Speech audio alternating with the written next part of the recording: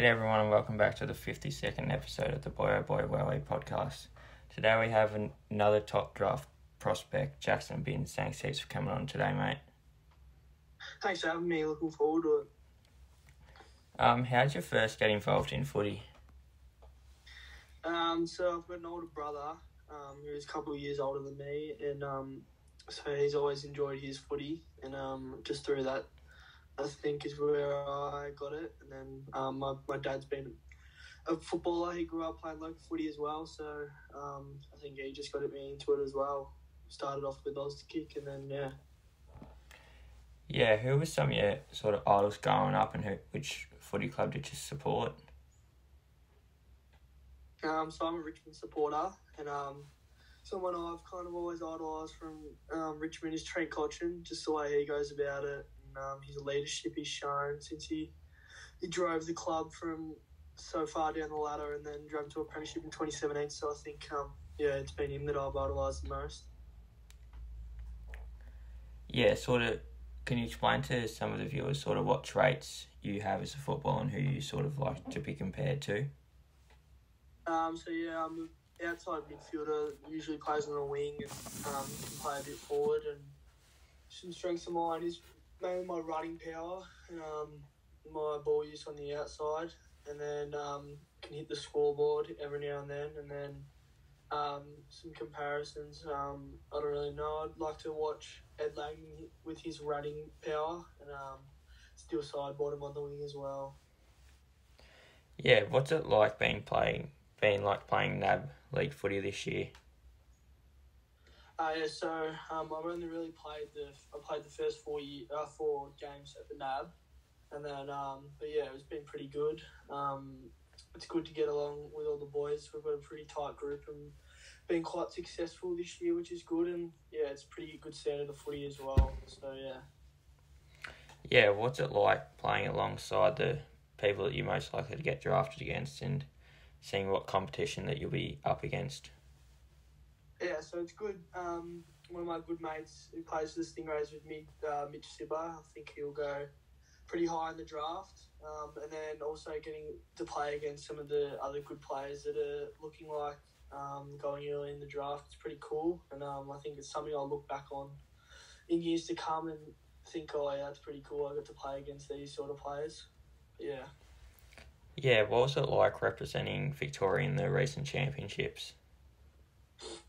So it's a pretty big honour to be able to play for big country and to get to play alongside some really good players, and it's pretty cool to be able to play on all the good grounds and travel interstate and play against all the other states that also have real good players as well that will most likely have some high draft picks. So it's pretty cool. Yeah, what have you gained from the experience of the championships, and how do you think that's going to help your footy in the future? I think just coming out of my comfort zone to play with those new boys, and then just like the speed of the game and living up to the speed of the game and what the next level's like. And I think that's the biggest one, just being able to take away the speed of the game and what sort of consistency you have to show throughout it, and you don't have as much time with the ball and stuff like that. Yeah, when did you sort of find out that you were going to be representing your state? So we had a trial game in I think about a month and a half ago, and then a couple of days after that they selected the squad to take on the first 3 rounds of the National Carnival. So it was a pretty quick process, but it's been good. Yeah, what was that sort of feeling when you found out you were going to be representing your home state? It was pretty cool. It was something I've been really excited for all year, to hope to try and play for that. And I was quite relieved and quite happy when it came through. And it was such a good experience. So Can you talk about sort of when you had that Ripper game, I think it was 2 weeks ago, what you've sort of got from that, and have you sort of felt a little bit more pressure on yourself since that game? It was good to get my hands on the ball a bit in that game.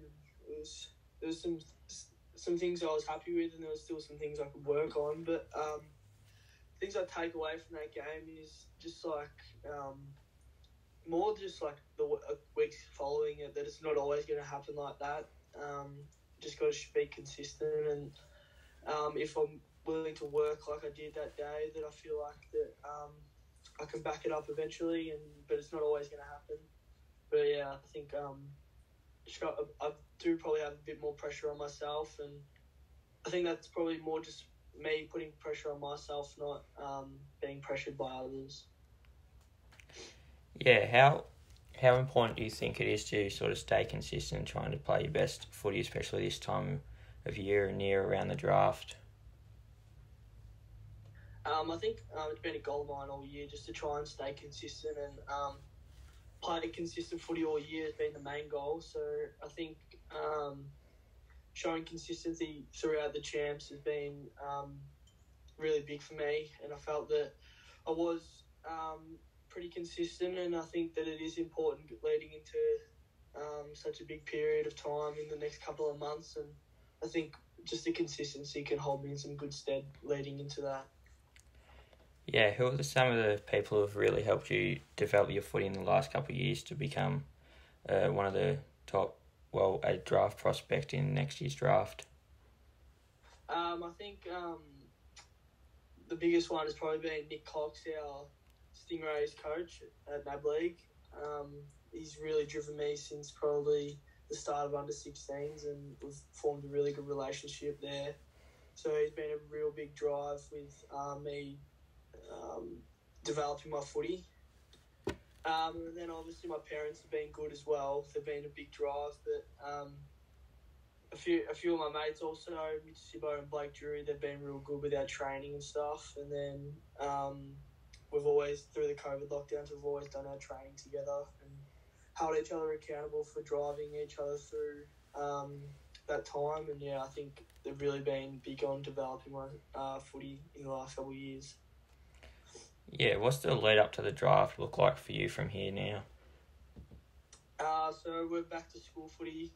We started on the weekend, and we've got 3 more games there, and we can hopefully, we're undefeated at the moment, so hopefully we can win a premiership there. We've got a pretty handy side, and then back to NAB League for the last game of the year, and then into finals for NAB. And then from there on, hopefully, we play the last game of the grand final, Big Country versus Vic Metro in September. And then from there, hopefully a combine invite, and then draft night won't be too far away, and hopefully I can keep playing consistent and put my name out there. Yeah, if you were to get drafted this year, was there a club you would like to go to, or just happy to be picked up by anyone?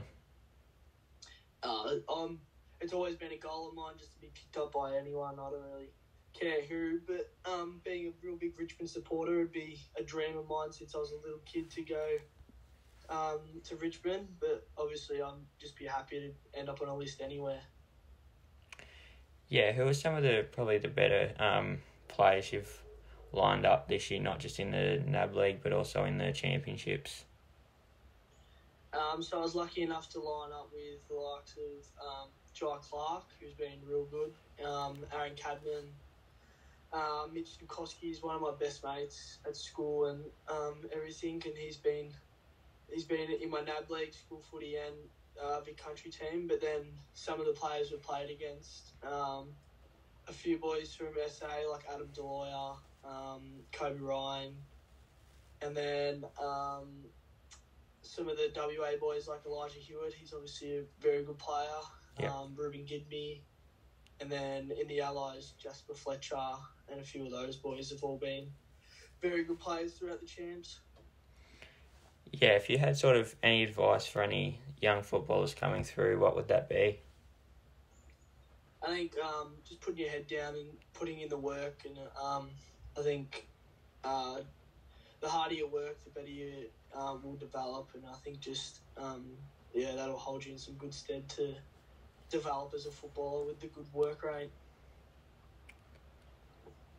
Yeah.